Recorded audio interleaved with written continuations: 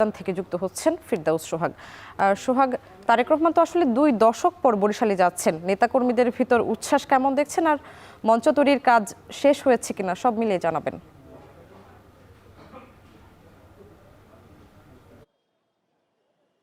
আপনাকে ধন্যবাদ।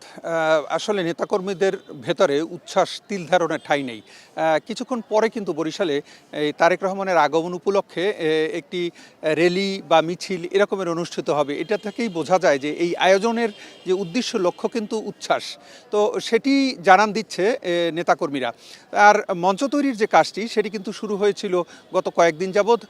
আমরা আজকের এই প্রান্তে এসে যেটি দেখছি যে মঞ্চ তৈরির কাজ কিন্তু একেবারে শেষ মুহূর্তে রয়েছে, যদিও এখনো কিছুটা চলমান রয়েছে।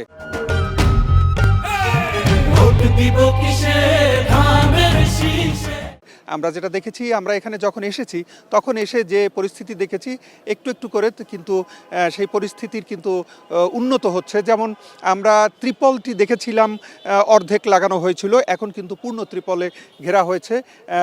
বাঁশের এবং কাঠের মাধ্যমে যে মঞ্চটি তৈরি হয়েছে, সেই মঞ্চের যে হিসাবটি আমরা একটু দর্শকদের উদ্দেশ্যে জানিয়ে রাখি। এই মঞ্চটি তৈরি করা হয়েছে লম্বায় 60 ফুট এবং প্রস্থে 40 ফুট।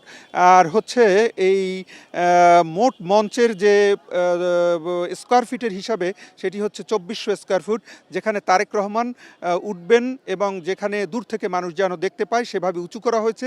এবং এই 2400 স্কোয়ার ফিটের ভেতরেই কিন্তু তারেক রহমান থাকবেন। এবং এখানে কিন্তু বরিশাল বিভাগের যতগুলি আসন আছে সবগুলি আসনের যারা সংসদ সদস্য প্রার্থীরা আছেন বিএনপির তাদেরকে কিন্তু এখানে আনা হবে এবং তাদেরকে পরিচয় করিয়ে দেওয়া হবে। আরেকটা জিনিস জানিয়ে রাখি যে তারেক রহমান আগামীকালকে কিন্তু ঢাকা থেকে সকাল 11টায় রওনা করবেন, দুপুর 12টায় এখানে পৌঁছবেন হেলিকপ্টারে, এবং দুপুর 1টায় হেলিকপ্টারে উদ্দেশ্যে আবার কিন্তু ফরিদপুরের উদ্দেশ্যে যাত্রা করবেন। সেখান থেকে ফরিদপুরের প্রোগ্রাম শেষ করে তিনি আবার ঢাকায় ফিরে যাবেন।